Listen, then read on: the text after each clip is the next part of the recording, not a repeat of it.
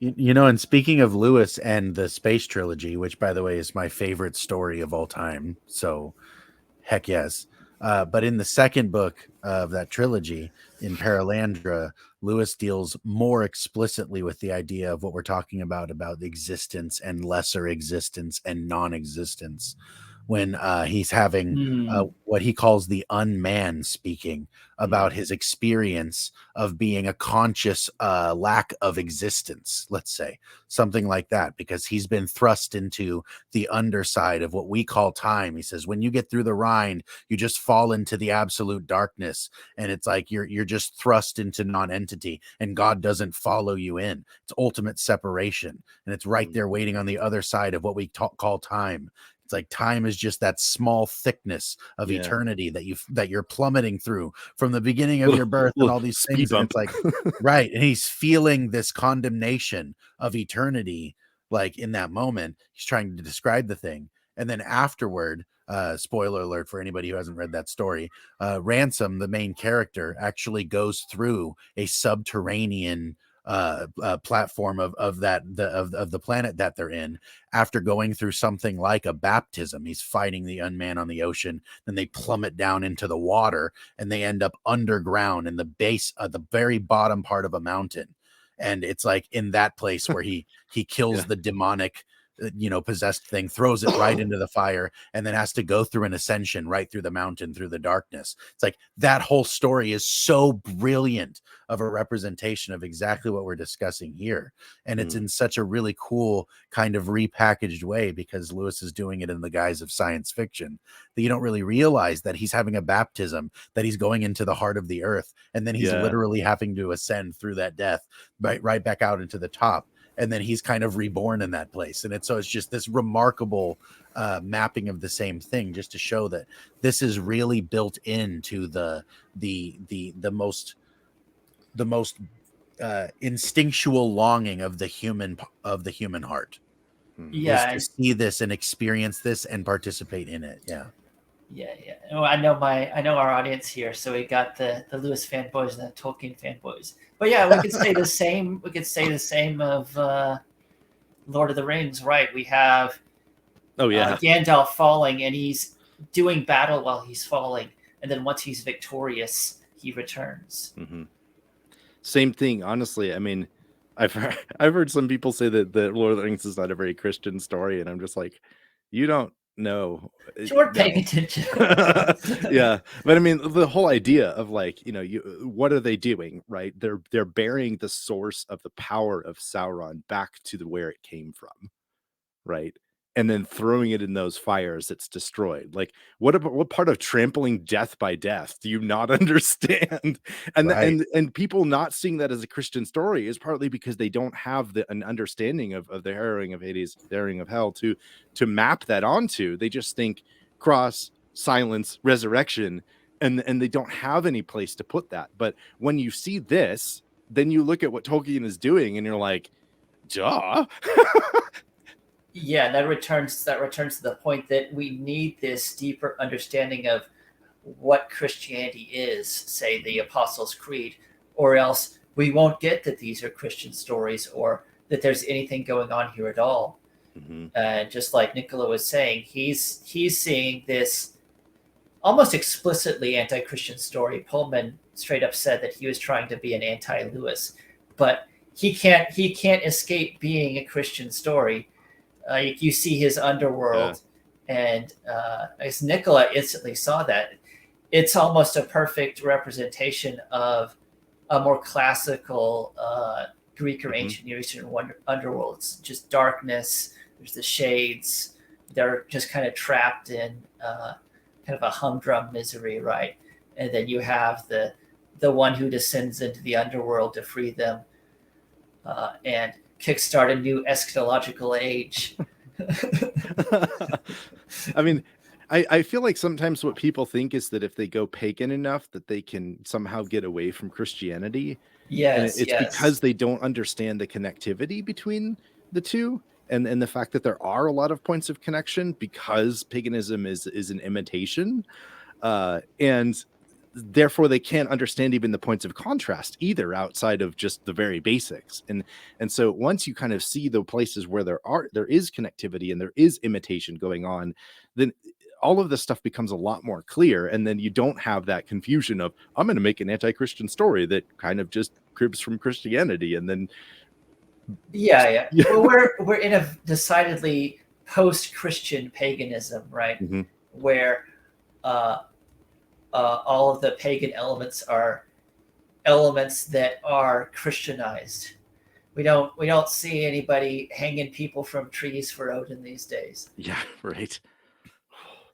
And speaking of the idea of this imitation and the way that this has been kind of played out over and over, the same theme, the same motif, the same pattern of a descent into the underworld to save a beloved, and then the destruction of the underworld on your way back out. Something that even comically, if we're willing to look there, can represent this. And I think in a really clear way is, I think we're all probably of the age, or we have kids that have seen the Disney rendition of the Hercules movies.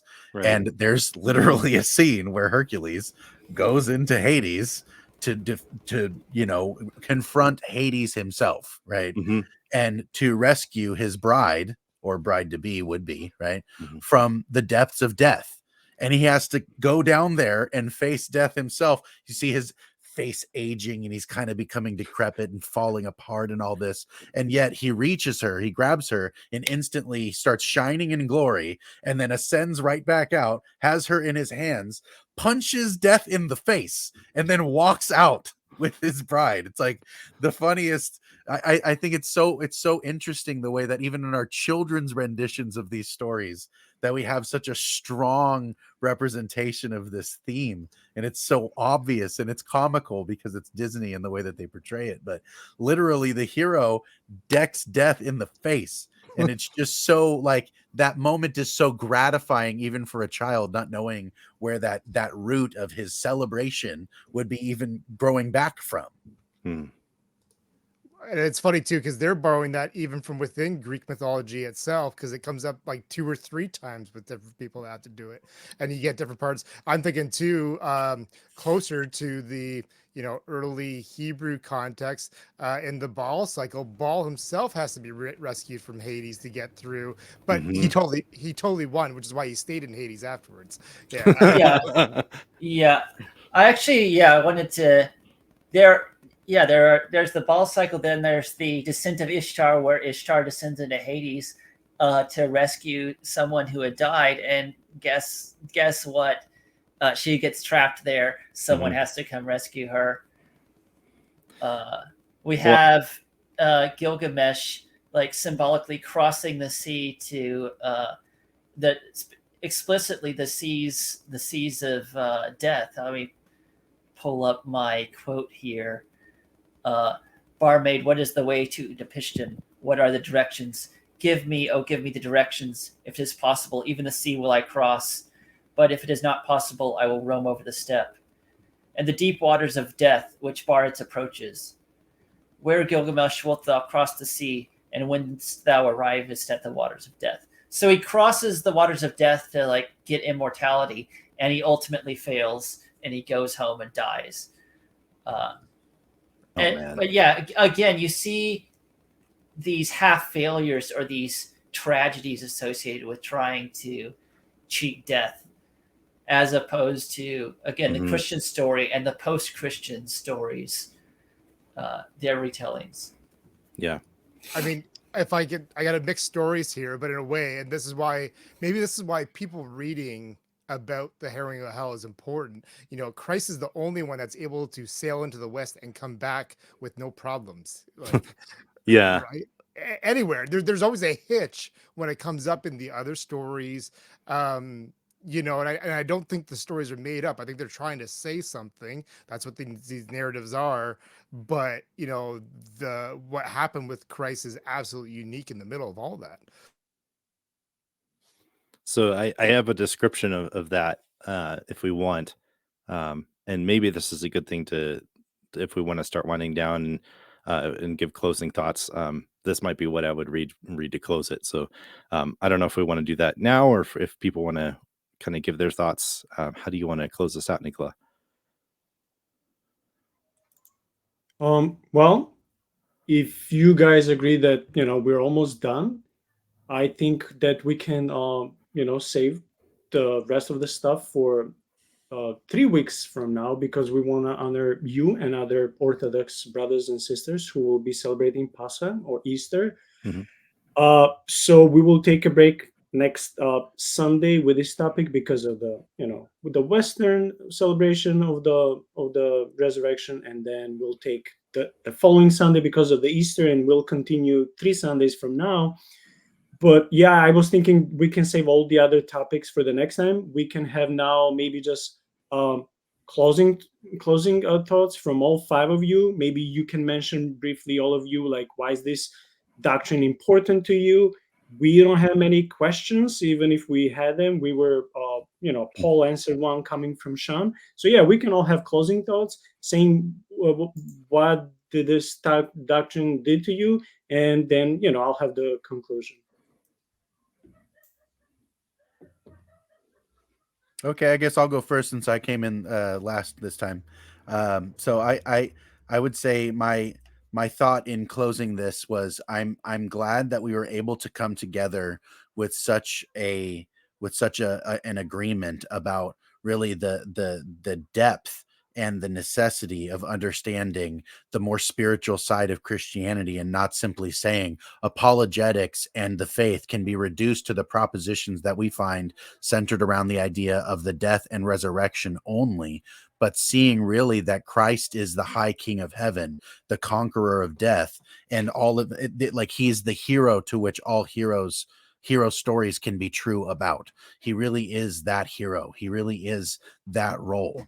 And we really can, as Christians, look at the way that even the secular world wants to write and represent story and write and represent hero, and see that they can't get far enough away that you won't recognize the final and illuminated thread that is the kind of motif that Christ embodied and represented perfectly in doing this willful sacrifice of himself. This willful sacrifice of himself into death, the confrontation with death, and then the rising back out of it to establish just the victory that is represented in that, and seeing the way that this can actually inform not only just our Christianity, but also even all of the different facets of a universal story of humanity itself, and the way that we kind of see this everywhere. It really is just everywhere. And it shouldn't be daunting to the Christian to see that even the pagan world has good dreams, as Lewis would call it, of something that Christ himself could be the ultimate fulfillment for. Be proud of that. Know that and understand this is part of our inheritance. This is why, tradition is not a dirty word. It's okay. It's good. It's good to know. It's good to be curious. It's good to ask questions. And this information is out there. We're not cutting edge scholars here. We're rather regular folks. We're just in love with what the Lord has for us, and we're willing to stretch the lines and ask those questions and see where it leads us. And I just invite anybody who hasn't done so to the depth that we're talking about here. If these things are interesting to you, but you still feel a little odd, like you're kind of nervous about following the thread, don't be nervous. It'll lead you deeper, further up and further in, my friend. It'll be good for you.